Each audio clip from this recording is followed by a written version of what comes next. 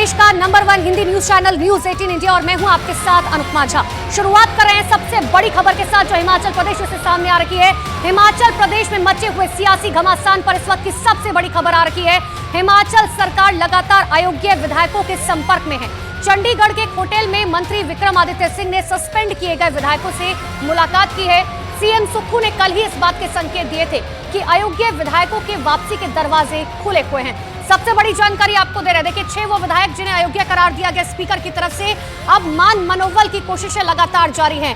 लगातार ये बात कही जा रही है सुक्खू सरकार की तरफ से कि हम संपर्क में हैं और कभी भी दरवाजे जो हैं वो बंद नहीं हुए हैं, वापसी के दरवाजे खुले हुए हैं और इसकी जिम्मेदारी शायद विक्रमादित्य को दी गई है, क्योंकि जानकारी ये भी मिल रही है कि चंडीगढ़ के एक होटल में विक्रमादित्य सिंह ने उन तमाम 6 विधायकों से मुलाकात की है।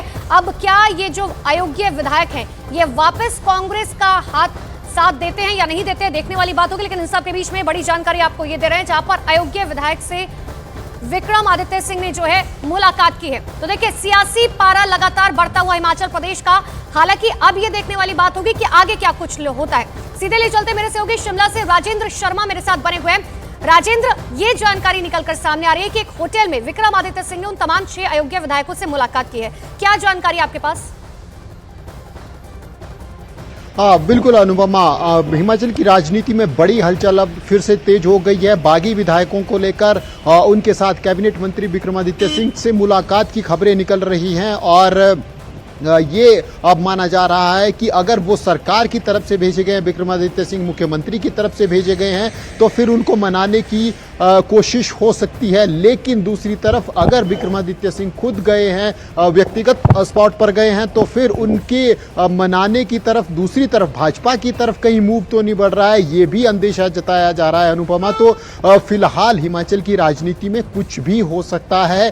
दरवाजे दोनों तरफ खुले हैं, भाजपा की तरफ भी और कांग्रेस की तरफ भी, क्योंकि अगर ये जो अभी समीकरण अगर हिमाचल विधानसभा का हम कहें तो ये बिल्कुल नाजुक मोड़ पर पहुंच चुका है। अगर 1 से 2 विधायक और छिटकते हैं तो फिर वर्तमान सरकार संकट में आ जाएगी। लेकिन अगर इन विधायकों को मनाकर वापस लाया जा सकता है तो रिकवरी की कोशिश हम कह सकते हैं। बिल्कुल राजेंद्र, लेकिन बीजेपी के लिए भी राहत जो है वो इतनी आसान नहीं होने वाली, क्योंकि बीजेपी हाथ पर हाथ धरकर नहीं बैठेगी। लौटूंगी मैं आपके पास राजेंद्र, लेकिन देखिए आपको 3 तस्वीरें दिखाते हैं कि अभी फिलहाल जो है हिमाचल प्रदेश की राजनीति में क्या कुछ हो रहा है। देखिए अयोग्य एमएलए से मुलाकात जो है विक्रमादित्य ने की है, बताया जा रहा है चंडीगढ़ के एक होटल में मुलाकात हुई है, जो दूसरी तस्वीर आपको दिखा भी रखे हैं। और तीसरी तस्वीर आपको दिखा रहा है। जो सबसे बड़ा सवाल है वो सवाल ये है कि क्या ये अयोग्य विधायक वापस जो है वो कांग्रेस के हाथ के साथ जाते हैं या नहीं जाते हैं। दूसरी तरफ भारतीय जनता पार्टी भी पूरी तरीके से कोशिश करेगी कि एक बार फिर से ये तमाम विधायक जो हैं वो भारतीय जनता पार्टी की सदस्यता ले ले।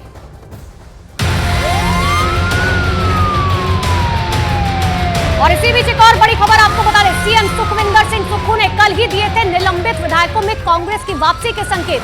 न्यूज 18 इंडिया से बातचीत करते हुए सीएम सुक्खू ने कहा निलंबित विधायकों के लिए कांग्रेस में वापसी के दरवाजे खुले हुए हैं। सुनाते हैं आपको क्या कुछ कहा सीएम सुक्खू ने। 6 विधायक हमारे गलती की है, भाई है जो हरियाणा में बैठे हैं, जो अगर गलती की है हमारे छोटे भाई है। ओके, कुछ बड़ा भी होगा कोई, लेकिन मैं ये कहता हूं कि गलती भी माफ की जा सकती है। आप अगर आना चाहते हैं कांग्रेस की विचारधारा से, जो आपका हमेशा स्वागत है। तो सीएम सुक्खू कह रहे हैं कि देखिए छोटे भाई हैं, गलती हो जाती है, लेकिन क्या गलती माफ हो पाएगी या नहीं हो पाएगी। इसी बीच एक और बड़ी खबर आपको बता दें, हिमाचल की सुक्खू सरकार को लेकर एक बार फिर से हलचल तेज हो गई है। अयोग्य ठहराए गए कांग्रेस के विधायकों से चंडीगढ़ में मुलाकात के बाद आज दिल्ली आएंगे हिमाचल सरकार के मंत्री विक्रमादित्य सिंह।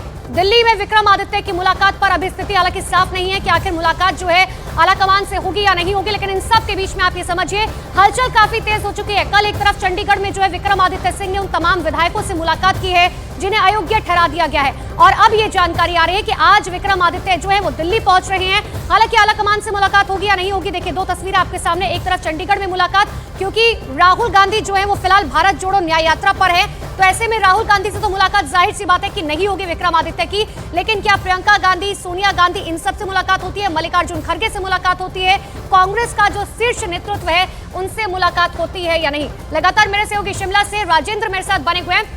राजेंद्र, ये बात तो साफ है कि देखिए एक तरफ भारतीय जनता पार्टी भी हाथ पर हाथ धरकर नहीं बैठेगी, दूसरी तरफ विक्रमादित्य अगर जा रहे हैं तो कांग्रेस के आलाकमान से मुलाकात करने जा रहे होंगे। बिल्कुल अनुपमा, लेकिन जो ऑफिशियल कार्यक्रम विक्रमादित्य सिंह के ऑफिस की तरफ से जारी किया गया उसके अनुसार ministry of road and transport के साथ उनकी मुलाकात पहले से तय थी, लेकिन जो शेड्यूल है उसमें थोड़े अटपटा लग रहा है, क्योंकि जिस प्रकार से शिमला से आज का प्रस्थान उस पूरे शेड्यूल में दिखाया गया है, लेकिन विक्रमादित्य सिंह पिछले कल करीब 11 बजे ही चंडीगढ़ पहुंच जाते हैं और मुलाकात वहां पर होती है। वहां से दिल्ली के लिए हम रवाना करने का समय देखें तो वो भी अलग है। तो शेड्यूल में लिखी हुई बातें कुछ और लग रही हैं, लेकिन जो वास्तविकता धरातल पर आ रही है वो कुछ और है। अब देखना होगा, नजरें इसी के ऊपर टिकी हुई है कि विक्रमादित्य सिंह की मुलाकात किससे होती है। क्या वाकई ही ministry of road and transport में जाते हैं, या फिर कांग्रेस हाईकमान से मुलाकात करते हैं, या फिर जो अंदेशा जताया जा रहा है, जो अटकलें चली हैं कि कहीं कोई भाजपा के संपर्क में तो नहीं है। इस तरफ भी एक उंगली उठ रही है। जो राजनीतिक विशेषज्ञ हैं वो इस तरफ भी थोड़ा अंदेशा जता रहे हैं। बिल्कुल राजेंद्र, प्री प्लान जरूर था, लेकिन क्या अगर दिल्ली जा रहे हैं तो कांग्रेस के आला कमान से मुलाकात होगी या नहीं होगी, इसके लिए इंतजार करना होगा। लौटेंगे फिर आपके पास राजेंद्र, लेकिन देखिए पूर्व सीएम जयराम ठाकुर ने एक तरफ दावा कर दिया है कि सुक्खू सरकार कभी भी गिर सकती है। जयराम ठाकुर ने दावा किया कि सरकार चलने वाली नहीं है, सुनिए।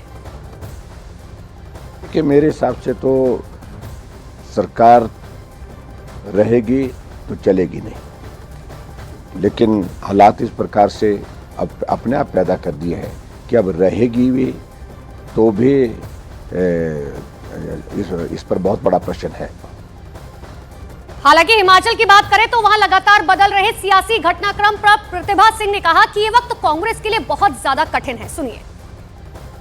डे 1 से माननीय मुख्यमंत्री जी को यही बात कह रही थी कि आप संगठन को मजबूत करेंगे तभी हम आने वाले चुनाव का सामना कर सकते हैं। ये बहुत कठिन घड़ी है हमारे लिए कि भाजपा क्या करने जा रही है, क्या करेगी, कैसे इलेक्शन लड़ेगी, तो हम वहाँ कमज़ोर फुटिंग पर है। मैंने बार बार उनसे यही आग्रह किया कि हमारे को मजबूती करने की ज़रूरत है, पार्टी को संगठित करने की ज़रूरत है।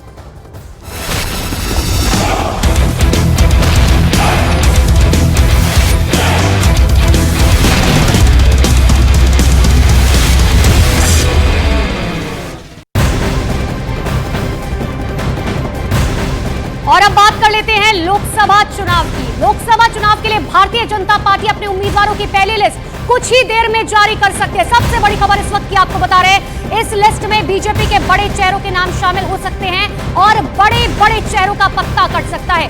बीजेपी सूत्रों के हवाले से खबर यह भी है कि मध्य प्रदेश के बालाघाट, इंदौर, भोपाल, नर्मदापुर और विदिशा लोकसभा के मौजूदा सांसदों का टिकट कट सकता है। इसके अलावा जबलपुर और सतना लोकसभा सीट पर भी पेच फिलहाल फंसा हुआ है। कल देर रात 3 बजे तक जो है ये बैठक हुई है, जिसमें ये निर्णय लिया गया कि आखिर किसको कौन सा टिकट दिया जाएगा। क्योंकि देखिए, जब भी भारतीय जनता पार्टी की तरफ से लिस्ट जारी की जाती है तो वो हमेशा ये होता है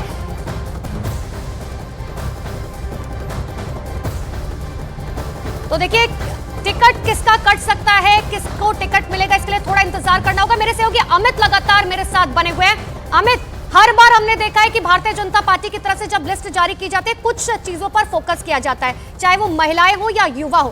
किस किस का टिकट कट सकता है और किसको इस बार मौका दिया जा सकता है, कोई जानकारी?